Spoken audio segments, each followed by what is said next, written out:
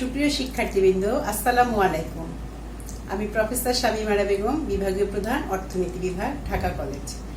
আজ আমি অনলাইনে ঢাকা কলেজের অর্থনীতি বিষয়ের মাস্টার্স শেষ পর্বের, অর্থাৎ যারা ফাইনাল ইয়ারে আছো তোমাদের জন্য প্রথম ক্লাস শুরু করতে যাচ্ছি। আর আমি মাস্টার্সে পড়াই তোমাদের মাইক্রো ইকোনমিক্স, এবং তারই একটি অংশ আজ আমি তোমাদের দেখানোর চেষ্টা করব। তাহলে তোমাদের এই অনলাইন ক্লাসে স্বাগত। আজ আমি তোমাদের যেটা পড়াবো সেটা হচ্ছে input output analysis. Input output analysis সম্পর্কে তোমরা খুব সম্ভব সেকেন্ড ইয়ারে সামান্য ধারণা তোমরা পেয়েছো। তারপরে যেহেতু first year, second year, third year, fourth year শেষ হয়ে গিয়েছে, তোমরা হয়তো ভুলেই গিয়েছো। এখন এই জন্য আমি আবার শুরু করছি, সেটা হচ্ছে ইনপুট আউটপুট অ্যানালাইসিস।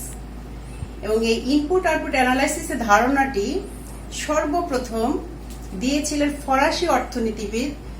তোমরা হয়তো পড়েছো, আমরা তার নামটা হচ্ছে কুইজিনারে, এবং তার একটি গ্রন্থ আছে সেটা হচ্ছে ট্যাবলিও ইকোনমিও। আমাদের উচ্চারণটা হয়তো তাদের ভাষায় লেখা, ফরাসি ভাষায়। সেই কুইজনারি প্রথম ইনপুট আউটপুট মডেলের সম্পর্কে চিন্তা ভাবনা করেন। এরপরে জার্মান চিন্তাবিদ এবং অর্থনীতিবিদ বিখ্যাত কার্ল মার্কস তার যে স্কিম অফ রিপ্রোডাকশন গ্রন্থেও কিন্তু ইনপুট আউটপুট সম্পর্কে একটি ধারণা দেন। সর্বশেষ মার্কিন অর্থনীতিবিদ ডব্লিউ লিওনটিফ তার structure of the American economy গ্রন্থে প্রথমভাবে সুস্পষ্টভাবে আধুনিক রূপে ইনপুট আউটপুট অ্যানালাইসিস সম্পর্কে ধারণা দিয়ে থাকে। এবং এরই ধারাবাহিকতায় আমাদের হকিন্স সাইমন এবং পল স্যামুয়েলসন এই পরবর্তীতে এটাকে ভূমিকা রাখেন। অর্থাৎ আমরা যদি বলি তাহলে দেখা যাচ্ছে বর্তমানে আমরা যে ইনপুট আউটপুট মডেল নিয়ে আলোচনা করব সেটা হচ্ছে মূলত লিওনটিফের প্রদত্ত ইনপুট আউটপুট অ্যানালাইসিস। আমরা যদি ইনপুট আউটপুট অ্যানালাইসিস করতে যাই সেক্ষেত্রে আমাদের দরকার হয় ইনপুট এবং আউটপুট সম্পর্কে ধারণা। এটা আমরা সবাই কম বেশি জানি। ইকোনমিক্সের ছাত্র হিসেবে তোমরা অবশ্যই জানো ইনপুট হচ্ছে উপাদান আর আউটপুট হচ্ছে উৎপাদন। তাহলে উপাদানের সাথে উৎপাদনের একটি সম্পর্ক আছে। আর কি উপাদান আছে? উৎপাদনের ক্ষেত্রে আমরা যা যা ব্যবহার করি সেগুলি হচ্ছে উপাদান। আমরা কি ব্যবহার করি? আমরা করি ভূমি, শ্রম, মূলধন, সংগঠন, পানি, আলো, বাতাস, সবই আমাদের উৎপাদন ক্ষেত্রে ব্যবহার হয়। এবং এই যে উপাদান, তার ভিতরে দুটি অংশ আছে, একটা হচ্ছে প্রকৃতি প্রদত্ত আর একটা হচ্ছে মাধ্যমিক। প্রকৃতি প্রদত্ত উপাদান আবার কোনটি? যেটা আমরা প্রকৃতি থেকে পাই, যেমন ভূমি এবং শ্রম, এই দুটা হচ্ছে প্রকৃতি থেকে পাওয়া, এবং এটি হচ্ছে কি প্রাথমিক উপাদান। আর মাধ্যমিক উপাদান কোনটি? যেটি প্রাথমিক উপাদান দ্বারা তৈরি হয়ে পরবর্তী উৎপাদন কাজে ব্যবহৃত হয়, সেটা হচ্ছে মাধ্যমিক উপাদান। আবার মাধ্যমিক উপাদান থেকে আমরা যে পণ্যটা উৎপাদন করি সেই পণ্যের আবার দুটি ভাগ আছে, একটা হচ্ছে প্রাথমিক পণ্য আর একটা হচ্ছে চূড়ান্ত পণ্য। আচ্ছা, প্রাথমিক পণ্য আমরা কেন বলছি মাধ্যমিক পণ্য এবং চূড়ান্ত পণ্য? আমি যদি উদাহরণ হিসাবে দেই, একটা শিল্প কারখানা যে সকল পণ্য উৎপাদন করে সেটা দুটি হতে পারে, একটি পুনরায় উৎপাদনের কাজে ব্যবহার হতে পারে, আরেকটা হতে পারে ভোগ ক্ষেত্রে। অর্থাৎ আমি যদি উদাহরণ হিসাবে দেই যে সুতা থেকে কাপড় হলো, এই কাপড়টা যদি আমি সরাসরি ব্যবহার করি সেটা হচ্ছে চূড়ান্ত পণ্য। আর যদি এই কাপড়টি আবার কোনো গার্মেন্টস ফ্যাক্টরি ব্যবহার করে পোশাক তৈরি করতে ব্যবহার করে, তখন সেটি হচ্ছে কি মাধ্যমিক পণ্য। তাহলে কি দেখা যাচ্ছে? প্রথম হচ্ছে একটি হচ্ছে প্রাথমিক উপাদান, আরেকটি হচ্ছে মাধ্যমিক উপাদান। আবার মাধ্যমিক উপাদান থেকে আমরা যে পণ্যটি পাই সেটা হতে পারে মাধ্যমিক পণ্য অথবা হতে পারে চূড়ান্ত পণ্য। এখন মডেল সম্পর্কে যদি আমরা বলি, আমাদের মূল হচ্ছে ইনপুট আউটপুট অ্যানালাইসিস, আর আমরা আলোচনা করছি মডেল নিয়ে। তা মডেলটা হচ্ছে কি? আমরা যদি দেখাই যে বিশ্লেষণ পদ্ধতিতে বিভিন্ন পণ্য বা উপাদান ক্রয় বিক্রয়ের মাধ্যমে অর্থনীতিতে বিরাজমান বিভিন্ন শিল্পের মধ্যে আন্তঃনির্ভরশীলতার সম্পর্ক দেখানো হয়, তাকে উপাদান উৎপাদন বিশ্লেষণ পদ্ধতি বলে। তাহলে এখানে কিন্তু একটা জিনিস ক্লিয়ার, সেটা হচ্ছে বিভিন্ন উপাদান, অর্থাৎ একটা পণ্য উৎপাদন করতে গেলে আমার যতগুলি উপাদান দরকার হয় এর মধ্যে যে আন্তঃসম্পর্ক, এটা আমরা যখন অ্যানালাইসিস করি সেটাই হচ্ছে কি ইনপুট আউটপুট অ্যানালাইসিস। আর এই যে সহ সম্পর্ক যদি আমরা দেখাই, অর্থাৎ আমরা যদি কোনো সহজ সমীকরণের মাধ্যমে সম্পর্কটা দেখাই, তাহলে সেটা হচ্ছে মডেল। আমি যদি আরো সহজ করে বলি, উৎপাদনের সাথে উপাদানের যে সম্পর্ক, সেটা আমরা যখন কোনো সমীকরণের মাধ্যমে বা কোনো গাণিতিক প্রক্রিয়া দেখাই, সেটাকে আমরা বলি কি উৎপাদন অপেক্ষক। আর এখানে আমরা বলছি একটি শিল্পের সাথে আরেকটা শিল্পের উপাদানের যে নির্ভরশীলতার সম্পর্ক, এটা যখন আমরা কোনো সহজ সমীকরণের মাধ্যমে দেখাবো, সেটাকে আমরা বলছি মডেল। তাহলে এখানে আমাদের তিনটি জিনিস হচ্ছে, একটি হচ্ছে অ্যানালাইসিস করতে যে আমার দরকার হচ্ছে ইনপুট আউটপুট সম্পর্কে ধারণা, আবার ইনপুট আউটপুটের সাথে যে নির্ভরশীলতার সম্পর্ক, সেটা হচ্ছে উৎপাদন অপেক্ষক। আর আমরা এই সম্পর্কটা যখন কোনো টেবিলের মাধ্যমে বা সহ সমীকরণের মাধ্যমে প্রকাশ করি, সেটাকে আমরা বলছি কি ইনপুট আউটপুট মডেল। তাহলে আবার কি দাঁড়াচ্ছে, যে বিশ্লেষণ পদ্ধতিতে বিভিন্ন পণ্য বা উপাদান ক্রয় বিক্রয়ের মাধ্যমে অর্থনীতিতে বিরাজমান বিভিন্ন শিল্পের মধ্যে আন্তঃনির্ভরশীলতার সম্পর্ক দেখানো হয়, তাকে উপাদান উৎপাদন বিশ্লেষণ পদ্ধতি বলে। অন্যদিকে অর্থনীতিতে বিভিন্ন শিল্পের মধ্যে মাধ্যমিক উপকরণ এরূপ প্রবাহ টেবিল বা সহ সমীকরণের মাধ্যমে প্রকাশ করা হয়, তাকে ইনপুট আউটপুট মডেল বলে। তাহলে কি দাঁড়াচ্ছে, আমরা একটা দেশে বা একটা অর্থনীতিতে একাধিক যে শিল্প প্রতিষ্ঠান আছে, তার ভিতরে একটি প্রতিষ্ঠান আরেকটি প্রতিষ্ঠানের উপাদান যখন ব্যবহার করে, অর্থাৎ সে নিজের উপাদান তো ব্যবহার করে, সঙ্গে সঙ্গে যখন অন্য একটি প্রতিষ্ঠানের উপাদান ব্যবহার করে, এই যে সম্পর্ক, নির্ভরশীলতার যে পারস্পরিক সম্পর্ক, এটা আমরা যখন সহ সমীকরণের মাধ্যমে প্রকাশ করি, সেটাই হচ্ছে ইনপুট আউটপুট মডেল। আর এই ইনপুট আউটপুট মডেলের কতগুলি বৈশিষ্ট্য আছে, অর্থাৎ বৈশিষ্ট্যটা কি হচ্ছে, প্রথম বৈশিষ্ট্য হচ্ছে এটি সামগ্রিক ভারসাম্যের সহজতম রূপ। অর্থাৎ একটি অর্থনীতির যে সামগ্রিক ভারসাম্য, সেই সামগ্রিক ভারসাম্যের যদি আমি গাণিতিক ব্যাখ্যা করি, সেটা খুব সহজেই একটি ভারসাম্যের যে রূপটা খুব সহজভাবে আমরা ইনপুট আউটপুট মডেল দিয়ে দেখাতে পারি।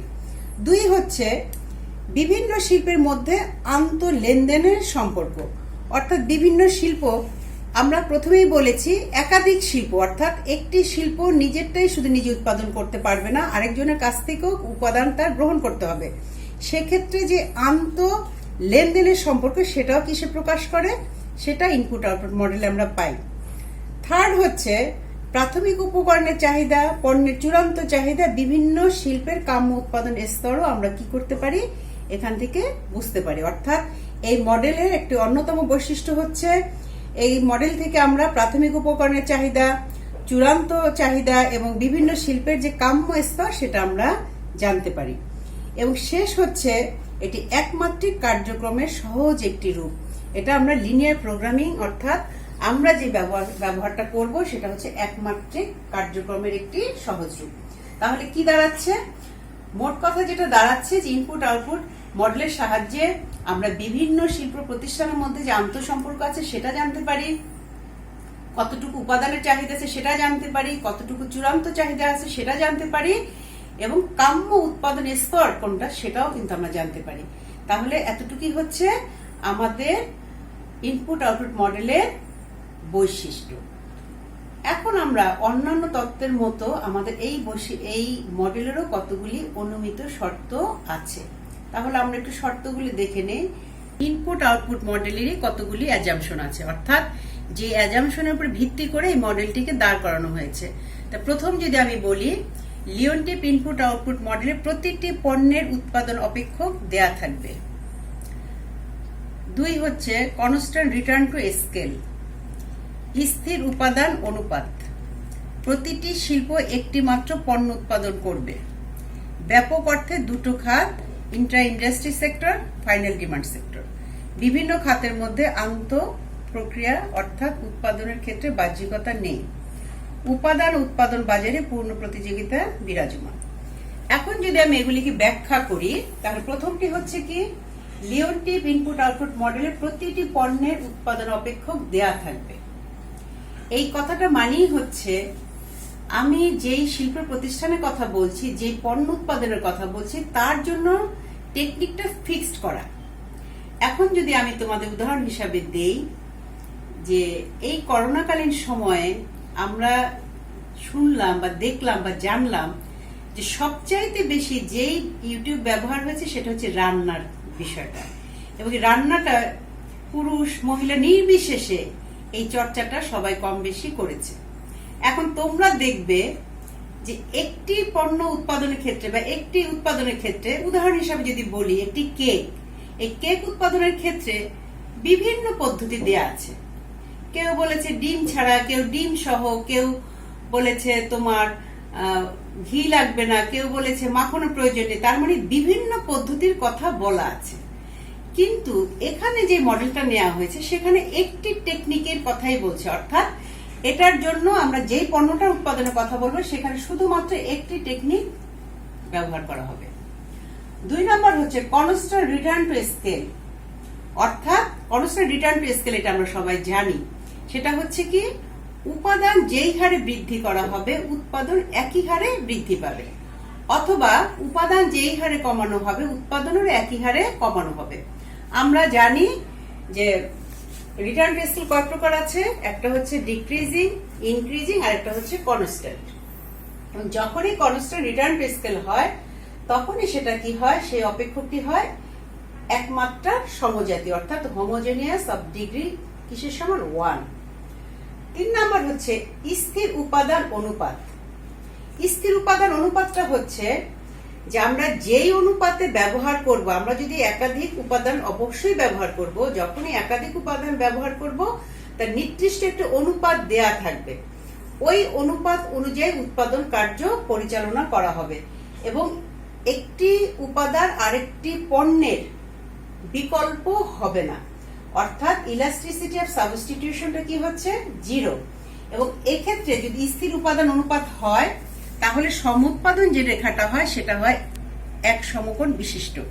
তোমাদের এই জিনিসটা একটু আমি ক্লিয়ার যদি করি, একটু চিত্রে দেখো, আমরা যখন সমুৎপাদন রেখা অঙ্কন করি সেই সমুৎপাদন রেখাটা আমরা কি দেখাই, এপাশে হচ্ছে লেবার, এপাশে হচ্ছে ক্যাপিটাল। আমি খুব সংক্ষেপে দেখালাম। আমরা দেখি যে এই বিন্দুতে এবং এই বিন্দুতে উৎপাদন আমার সমান, এবং এক্ষেত্রে আমি যতটুকু এ বিন্দু বি বিন্দুতে উৎপাদনের পরিমাণ সমান, এবং এ বিন্দু থেকে বি বিন্দুতে যখন আমরা যাই সমুৎপাদন রেখায় কি প্রকাশ করছে, আমি ক্যাপিটালটাকে কমিয়ে লেবারটাকে বৃদ্ধি করেছি, অর্থাৎ একটি উপাদান আরেকটি উপাদানের কি হচ্ছে, পরিবর্তক হচ্ছে। তার মানে আমি চাইলে লেবারের পরিমাণ বাড়িয়ে ক্যাপিটালের পরিমাণ কমিয়ে একই পরিমাণ পণ্য উৎপাদন করতে পারি। কিন্তু এখানে যেটা বলা হয়েছে এটা সম্ভব না। এটা যদি সম্ভব না হয় তাহলে যেটা দাঁড়াবে সেটা হচ্ছে আমি লেবার দিয়ে যা উৎপাদন করতে পারবো নির্দিষ্ট একটা পরিমাণ ফিক্স থাকবে। আমি ধরে নিলাম এই বিন্দুতে, অর্থাৎ এতটুকু L1 এতটুকু K1 মিলে আমি এই পরিমাণ দ্রব্য উৎপাদন করি। এই বিন্দুটা হচ্ছে এখানে। এখন যদি পরিবর্তক না হয়, অর্থাৎ একটার পরিবর্তন যদি আমি একটা ব্যবহার করতে না পারি, সেক্ষেত্রে আমার যদি ক্যাপিটাল স্থির থাকে, লেবার যদি আমি বৃদ্ধিও করি, উৎপাদন আমার সেম থাকবে। আবার আমি যদি লেবারটাকে স্থির রেখে ক্যাপিটালের পরিমাণ হ্রাস বৃদ্ধি করি, তাতেও আমার উৎপাদনটা কি থাকবে, ফিক্স থাকবে। এবং এই জন্যই দেখা যাবে আইসো কোয়াড কার্ভ যেটা, সেটা হবে কি আকৃতির, আমরা বলি এল আকৃতির, অথবা বলি এক সমকোণের সমান। তাহলে এটাকে বোঝা যাচ্ছে একটাকে বাড়িয়ে একটাকে কমানো যায়, কিন্তু এখানে একটাকে বাড়ালে একটা কমালে আমার সেই কাজটা হচ্ছে না। অর্থাৎ আমার এখানে আমি যদি লেবারটাকে বাড়িয়েও দেই, উৎপাদন আমার সেম থাকছে, অর্থাৎ marginal productivity of labour equal to হচ্ছে 0। আবার যদি আমি এখান থেকে এখানে যাই, অর্থাৎ আমি যদি ক্যাপিটালও বৃদ্ধি করি, আমার উৎপাদন সেম থাকছে, অর্থাৎ মার্জিনাল প্রোডাক্টিভিটি অফ ক্যাপিটাল হচ্ছে 0। এই জন্যই লেখাটা কি আকৃতির হবে? এল আকৃতির হবে। আমি যদি একটা উদাহরণ হিসেবে দেই যে একজন কৃষক একজন কৃষক বা একটা শ্রমিকের একটা হাতুড়ি, সে যা উৎপাদন করছে সেখানে তার কি প্রয়োজন হচ্ছে? হাতুড়ি বললাম। অথবা যদি বলি একটা কৃষক সাথে হচ্ছে একটি কাঁচি। এখন এটা হচ্ছে উৎপাদনের ক্ষেত্রে ব্যবহার হচ্ছে এই টেকনিকটা। এখন যদি একটা কাঁচির সাথে যদি আমি 10টা কাঁচিও দেই, এই শ্রমিক একাধারে 10টা কাঁচি ব্যবহার করতে সে পারবে না। অর্থাৎ এই শ্রমিকের সাথে একটা কাঁচি দিল যা উৎপাদন হচ্ছে, আমি একাধিক যদি কাঁচি ব্যবহারও করি সেখানে আমার কি হচ্ছে? উৎপাদন সেম থাকছে, অর্থাৎ আমি ব্যবহার করতে পারছি না। আবার একইভাবে আমার কাঁচি হচ্ছে একটি, আমি লেবার আছে একটি, আমি যদি একাধিক লেবারও দিই সে কিন্তু লেবারগুলি বসে থাকবে, সে কিন্তু এই কাঁচি ছাড়া কোনো কাজ করতে পারবে না। তার মানে এক্ষেত্রে দেখা যাচ্ছে আমার একটা লেবারের সাথে একটা কাঁচি ব্যবহার হচ্ছে, সেখানে আমি লেবার ঠিক রেখে কাঁচি বৃদ্ধি করলেও যেমন লাভ হচ্ছে না, আবার কাঁচি ঠিক রেখে লেবার বৃদ্ধি করলেও আমার লাভ হচ্ছে না, সেখানে মার্জিনাল প্রোডাক্টিভিটি হচ্ছে 0। এবং সেক্ষেত্রে কিন্তু দেখা যায় যে সম উৎপাদন রেখাটা এক সমকোণ বিশিষ্ট হয়। এটাকে এতখানি এজন্যই বললাম, আমাদের অভিজ্ঞতা থেকে দেখা যায় অনেক স্টুডেন্ট এই যে এক সমকোণ বিশিষ্ট কেন হয় এটা তারা রিয়ালাইজ করতে পারে না। এখন নিশ্চয়ই তোমরা বুঝতে পারবে। তারপর হচ্ছে প্রতিটা শিল্প একটি মাত্র পণ্য উৎপাদন করবে। এখানে শর্তে ধরেই নেওয়া হয়েছে যতগুলি শিল্প প্রতিষ্ঠান আছে প্রত্যেকটি প্রতিষ্ঠান শুধুমাত্র একটি পণ্য উৎপাদন করবে, এটার সাথে সংযুক্ত বা অন্য কোনো প্রোডাক্ট সে করবে না। এখন আমি যদি উদাহরণ হিসাবে দেই যে একটা চিনির ফ্যাক্টরি আছে, সে আখ থেকে চিনি উৎপাদন করে। আমরা জানি এই আখের যে ছোবড়া এখান থেকে হতে পারে কাগজ, হতে পারে অন্য কিছু, অথবা হতে পারে চিটা গুড় থাকে। আমরা তাহলে ধরে নেব সে অন্য কিছু উৎপাদন করবে না, শুধুই কি উৎপাদন করবে? শুধুই সে চিনি উৎপাদন করবে। অর্থাৎ প্রতিটি শিল্প একটি মাত্র পণ্য উৎপাদন করবে, সে সংযুক্ত অন্য কোনো পণ্য উৎপাদন করবে না। তারপর হচ্ছে ব্যাপক অর্থে দুটি খাত। আমরা কি বলেছি? একটা হচ্ছে ইন্টার ইন্ডাস্ট্রি সেক্টর, একটা হচ্ছে ফাইনাল ডিমান্ড সেক্টর। অর্থাৎ আমার বিভিন্ন সেক্টর থেকে অর্থাৎ একটা প্রতিষ্ঠান থেকে আরেকটা প্রতিষ্ঠানে যে উপাদান যাবে, ঠিক একইভাবে পরিবার থেকে অর্থাৎ পরিবার থেকে শ্রম যাবে, ভূমি যাবে, ভূমি এবং শ্রম কে সরবরাহ করবে? পরিবার। আবার পরিবার কি আনবে অন্য প্রতিষ্ঠান থেকে? সে আনবে চূড়ান্ত চাহিদা, অর্থাৎ তার যে চাহিদা আছে সেই পণ্যটা কোথা থেকে পাবে? সে ওই শিল্প প্রতিষ্ঠান থেকে সে লাভ করবে। আর শিল্প প্রতিষ্ঠান তার কাছ থেকে কি পাবে? ভূমি ব্যবহার করবে এবং অথবা শ্রমিকটা সে শ্রম সে নেবে। তাহলে আমরা মূলত দুটি খাত বলেছি, একটা হচ্ছে ইন্টার ইন্ডাস্ট্রিয়াল সেক্টর আর একটা হচ্ছে ফাইনাল ডিমান্ড। এর মধ্যে আমাদের সাব সেক্টর থাকতে পারে। আরেকটা হচ্ছে ইম্পর্টেন্ট জিনিস, বিভিন্ন খাতের মধ্যে কোনো আন্তঃপ্রতিক্রিয়া থাকবে না। এইখানে আমরা প্রক্রিয়া বলতে যেটা বুঝি সেটা হচ্ছে আমরা জানি একটি আছে ইকোনমিক্স, অর্থাৎ একজন উৎপাদনকারীর সিদ্ধান্ত আরেকজন উৎপাদনকারীকে যদি প্রভাবিত করে তাকে আমরা বলি বাহ্যিকতা। সেটা পজিটিভও হতে পারে, নেগেটিভও হতে পারে। উদাহরণ হিসাবে আমি যদি দেই যে আমাদের গাজীপুরে যে শিল্প কারখানাগুলি হয়েছে তার বাহ্যিকতা যদি পজিটিভ হয় সেটি কোনটি? ওই এলাকার বাড়ি ঘরের দাম বা ভাড়া বৃদ্ধি পেয়েছে, বাড়ির মালিকের আয় বৃদ্ধি পেয়েছে। আর যদি নেগেটিভ আমরা বলি ওই এলাকার যে বায়ু দূষণ বা পরিবেশ দূষণ হয়েছে, ফলে পানির যে দূষণ হয়েছে সেই পানির দূষণের ফলে আমাদের কৃষি ক্ষেত্রের উৎপাদন হ্রাস পেয়েছে বা ধরে নিলাম, তাহলে দেখা যাচ্ছে একটি কারখানার একটি শিল্প প্রতিষ্ঠানের সিদ্ধান্ত যদি আরেকজনকে প্রভাবিত করে সেটাকে আমরা কি বলি? বাহ্যিকতা। কিন্তু আমরা এখানে কোনো বাহ্যিকতাকে কনসিডার করব না, অর্থাৎ বাহ্যিকতা সেটা নেগেটিভ অথবা পজিটিভ যেটাই হোক সেটা আমরা এখানে কাউন্ট করব না। শেষে হচ্ছে উপাদান উৎপাদন বাজারে পূর্ণ প্রতিযোগিতা বিরাজমান। তাহলে আমরা এটা জানি যে পূর্ণ প্রতিযোগিতা থাকা মানেই হচ্ছে পণ্যের দামটা কি থাকে? স্থির থাকে। তাহলে এই যে আমরা কতগুলি অ্যাজাম্পশন পেলাম, এই অ্যাজাম্পশনের উপর ভিত্তি করেই কিন্তু আমরা ইনপুট আউটপুট মডেলটাকে অ্যানালাইসিস করব। তাহলে খুব সংক্ষেপে আমি যদি দেখাই যে আমরা এই ম্যাট্রিক্সটা সবাই জানি যে A11, A12, A21, A22। A11 তার মানে হচ্ছে 1 number rho 1 number column, A12 কি প্রকাশ করছে? 1 number rho 2 number column. A21 মানে হচ্ছে 2 নাম্বার রো 1 নাম্বার কলাম। 22 মানে হচ্ছে 2 নাম্বার রো 2 নাম্বার কলাম। এটা হচ্ছে ম্যাট্রিক্সের ব্যাখ্যা। কিন্তু আমরা যখন ইনপুট আউটপুট মডেল অ্যানালাইসিস করব তখন কি শো করব? এটা হচ্ছে 1 নাম্বার ইন্ডাস্ট্রি থেকে কি উপাদান নিচ্ছে, 2 নাম্বার ইন্ডাস্ট্রি 1 নাম্বার থেকে কতটুকু উপাদান নিচ্ছে। তার মানে এখানে হচ্ছে আমার AIJ যদি আমি বলতাম AIJ, তাহলে যে-তম শিল্প আইতম ইন্ডাস্ট্রি থেকে যে উপাদান গ্রহণ করছে, তাহলে এখানে হচ্ছে যে হচ্ছে 1, আইও হচ্ছে 1, অর্থাৎ 1 নাম্বার ইন্ডাস্ট্রি থেকে যতটুকু উপাদান নিচ্ছে। আর এখানে হচ্ছে যে হচ্ছে 2 আর আই হচ্ছে 1, অর্থাৎ 2 নাম্বার ইন্ডাস্ট্রি 1 নাম্বার থেকে যে উপাদান নিচ্ছে। আর এখানে কি প্রকাশ করছে? 1 নাম্বার ইন্ডাস্ট্রি 1 নাম্বার থেকে নিচ্ছে, 1 নাম্বার ইন্ডাস্ট্রি 2 নাম্বার থেকে নিচ্ছে। তাহলে দেখা যাচ্ছে এখানে হচ্ছে 1 নাম্বার ইন্ডাস্ট্রি কাকে দিচ্ছে আর এখানে হচ্ছে 1 নাম্বার ইন্ডাস্ট্রি কার কাছ থেকে নিচ্ছে।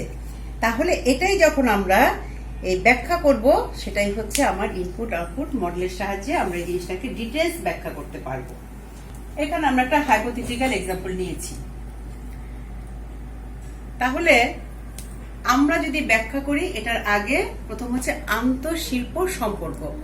আন্তঃশিল্প সম্পর্ক কি হচ্ছে? যে একটি শিল্পের সাথে আরেকটি শিল্পের যে সম্পর্ক, সেটাকে আমরা বলছি আন্তঃশিল্প সম্পর্ক। আমি উদাহরণ হিসাবে যদি দেই, যে একটি সুতার ফ্যাক্টরি সুতা উৎপাদন করলো, সেটা কার কাছ থেকে? তুলা থেকে। তার মানে তুলার হচ্ছে একটি কারখানা বা একটি শিল্প প্রতিষ্ঠান, আর একটি হচ্ছে সুতা কাঁচামাল ব্যবহার করলো তুলাটাকে। আবার কাপড় উৎপাদন যে শিল্প প্রতিষ্ঠান, সেটা কি করলো? এই সুতাটাকে ব্যবহার করলো। তাহলে আমার সুতা তৈরির শিল্পটি তুলার উপর নির্ভরশীল, আবার কাপড় উৎপাদনটি সুতার উপর নির্ভরশীল। তাহলে এই যে পারস্পরিক নির্ভরশীলতার সম্পর্ক, এটাকে আমরা বলি আন্তঃ ইন্ডাস্ট্রি সম্পর্ক বা আন্তঃশিল্প সম্পর্ক বা প্রবাহ। কিন্তু এরই সাথে কিন্তু আমাদের আরেকটা জিনিস প্রয়োজন হয়, সেটাকে আমরা বলছি প্রাথমিক উপকরণ। অর্থাৎ প্রাথমিক উপকরণ কোনটি? আমরা শ্রমিক, অর্থাৎ শ্রমিক হচ্ছে প্রাথমিক উপকরণ। কারণ শ্রমিক ছাড়া আমরা যেমন উৎপাদন করতে পারি না, একইভাবে আবার শ্রমিকেরও কিন্তু একটি চাহিদা আছে। অর্থাৎ এই যে শিল্প প্রতিষ্ঠানগুলি যে উৎপাদনগুলি করলো, তারই একটা অংশ যেমন উপাদান হিসেবে ব্যবহার হয়, আরেকটি আবার কি হয়? চূড়ান্ত চাহিদা হিসাবে ব্যবহার হয়ে থাকে। তাহলে সেটাকেও যদি আমি একটা সেক্টর হিসেবে বিবেচনা করি, তাহলে এই যে একটা সেক্টরের সাথে আরেকটা সেক্টরের যে নির্ভরশীলতার সম্পর্ক, সেটাকে আমরা বলি আন্তঃশিল্প সম্পর্ক। তাহলে আন্তঃশিল্প সম্পর্কটা কি হচ্ছে? একটা শিল্পের সাথে আরেকটা শিল্পের যে নির্ভরশীলতার সম্পর্ক, সেটাই হচ্ছে আন্তঃশিল্প সম্পর্ক। কারণ আমরা জানি যে কোনো শিল্প প্রতিষ্ঠানের একটি পণ্য উৎপাদন করার ক্ষেত্রে, এক একক উৎপাদন করার ক্ষেত্রে নিজের উপাদান ছাড়াও অন্যান্য উপাদান প্রয়োজন হয়ে থাকে। সেটাকে যদি আমি একটা হাইপোথেটিক্যাল এক্সাম্পল হিসাবে দেখাই, তাহলে এখানে আমরা দেখি খাত হচ্ছে, একটি হচ্ছে কৃষি খাত, একটি হচ্ছে শিল্প খাত, আর একটা নিয়ে নিলাম শ্রম সেবা। কৃষি খাতে ব্যবহৃত উপাদান, অর্থাৎ কৃষি নিজে উপাদান ব্যবহার করে 25 একক। আর শিল্প খাতে ব্যবহৃত উপাদান, আর শিল্প যে খাতটা আছে তারা কতটুকু নেয়? তারা নেয় 175 একক। আর চূড়ান্ত চাহিদাটা কে করলো? আমরা যারা শ্রমিকের কথা বলছি, প্রাথমিক উপকরণ, তারা যেই করে সেটা হচ্ছে 50 একক। তাহলে কৃষি ক্ষেত্রে মোট উৎপাদন কত হলো? 250 একক। আবারও বলছি, কৃষি ক্ষেত্রে নিজের জন্য নিচ্ছে 25 একক, শিল্প ক্ষেত্রকে দিচ্ছে 175 একক, চূড়ান্ত চাহিদার জন্য 50 একক, তাহলে টোটাল হচ্ছে 250 একক। আবার একইভাবে শিল্প যে আছে তারা কি করে? কৃষি খাতকে দেয় 40 একক, নিজে ব্যবহার করে 20 একক, চূড়ান্ত চাহিদা হচ্ছে 60 একক। তাহলে মোট কত হলো? 120। আর শ্রমিক, যেটা আমরা প্রাথমিক উপকরণ বলছি, সে কৃষি খাতে ব্যবহার করে 10 একক, শিল্প খাতে ব্যবহার হয় 40 একক। তাহলে মোট হচ্ছে কত? 50 একর। এখন এই জিনিসটাতে আমরা কি বুঝতে পারছি? কৃষি শিল্পের উপর নির্ভরশীল, আবার শিল্প কৃষির উপরে নির্ভরশীল, আবার শ্রমিক শ্রেণী যেমন এটাকে প্রাথমিক উপাদান প্রদান করছে, বিনিময়ে সে কিন্তু কি করছে? চূড়ান্ত চাহিদা সে ভোগ করছে। তাহলে এই যে মোট উৎপাদন সেটা হচ্ছে 250, এটা হচ্ছে 120, আর আমার শ্রমিকের পরিমাণ হচ্ছে 50। এখন আমি যদি ধরে নেই যে আমার এন সংখ্যক শিল্প সমৃদ্ধ অর্থনীতি, অর্থাৎ এন সংখ্যক আমরা ইকোনমিক্সে জানি এটা 1 2 3 বলতে বলতে আমরা এন পর্যন্ত যেতে পারি। তাহলে এখানে আমি যদি সেই সাংকেতিক ভাবে দেখাই যে বিক্রয়ের ক্ষেত্রসমূহ কি হচ্ছে? একটা হচ্ছে x1, x2, xn। আর আন্তঃশিল্প প্রবাহ কোনটি? একটা x1, একটা x2 থেকে xn। আর চূড়ান্ত চাহিদা, তাহলে আমরা দেখি ওই যে আগে যেটা দেখালাম x11, তার মানে 1 নাম্বার ইন্ডাস্ট্রি 1 নাম্বারকে দিয়েছে এতটুকু, 1 নাম্বার ইন্ডাস্ট্রি 2 নাম্বারকে দিয়েছে, 1 নাম্বার ইন্ডাস্ট্রি n নাম্বারকে দিয়েছে, আর চূড়ান্ত চাহিদা কত?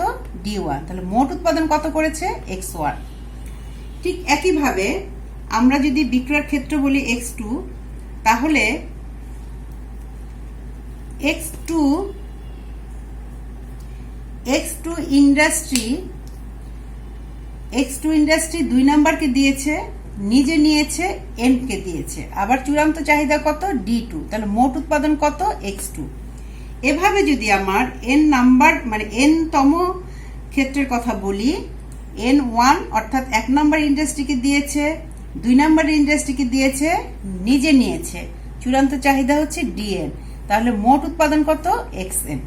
আর এখানে প্রাথমিক উপকরণটাকে আমরা 0 দিয়ে বুঝিয়েছি, তার মানে 01 মানে হচ্ছে 1 নাম্বার ইন্ডাস্ট্রিতে ব্যবহার হয়েছে, 2 নাম্বার ইন্ডাস্ট্রিতে ব্যবহার হয়েছে, n তম ইন্ডাস্ট্রিতে ব্যবহার হয়েছে।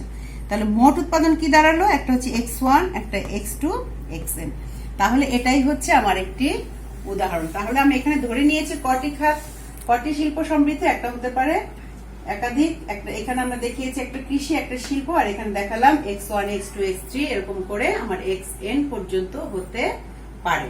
তাহলে এই হচ্ছে আমার হাইপোথেটিক্যাল এক্সাম্পল। তাহলে আজকে আমি শুধুমাত্র তোমাদের যে বেসিক কনসেপ্ট সেটা দেওয়ার চেষ্টা করলাম। আগামী ক্লাসে আমাদের যদি ইনপুট আউটপুট থেকে এই মডেল থেকে আমরা কোনো সমাধান পেতে চাই, তাহলে আমাদের কতগুলি মৌলিক ধারণা লাভ করতে হবে ম্যাট্রিক্স সম্পর্কে। তোমরা ম্যাট্রিক্স সম্পর্কে জানো, আমি জানি, তারপর আমার স্মরণ করিয়ে দেওয়ার দায়িত্ব। আমি আগামী ক্লাসে তোমাদের এই যে কাম্য উৎপাদনের মাত্রা বের করার জন্য বা আমাদের মডেলগুলি অ্যানালাইসিস করার জন্য যেই ধারণাগুলি দরকার সেই ধারণাগুলি আমি দেখিয়ে তোমাদের আমি অঙ্ক করানোর ক্ষেত্রে অর্থাৎ একটি সমস্যা থেকে কিভাবে সমাধান করা যায় সেটা বের করার চেষ্টা করব। তাহলে আজকে তোমরা ভালো থাকো, সুন্দর থাকো। আমি জানি তোমরা সবাই হয়তোবা অনার্স পাশ করার পরে, অর্থাৎ তোমরা যেহেতু অনার্সিটি ডিগ্রি লাভ করেছো, তোমরা হয়তোবা বিসিএস বা অন্যান্য পরীক্ষা চাকরির জন্য প্রস্তুতি নিচ্ছ, সাথে সাথে কিন্তু এই প্রস্তুতিটাও নিতে হবে, তোমাদের কিন্তু মাস্টার্স পাসটাও করতে হবে, কারণ এই ডিগ্রিরও কিন্তু একটি মূল্য আছে। তাহলে তোমরা এই সময়টাকে কাজে লাগাও। আমি আশা করি আজ আমি যে ইনপুট আউটপুট অ্যানালাইসিসটা তোমাদের মনে করিয়ে দেওয়ার চেষ্টা করলাম, তোমাদের বই দেখার পরে সেটা আবার মনে করবে এবং তোমরা বুঝতে পারবে সহজেই। সবাই সুন্দর থাকো, ভালো থাকো। ধন্যবাদ সবাইকে।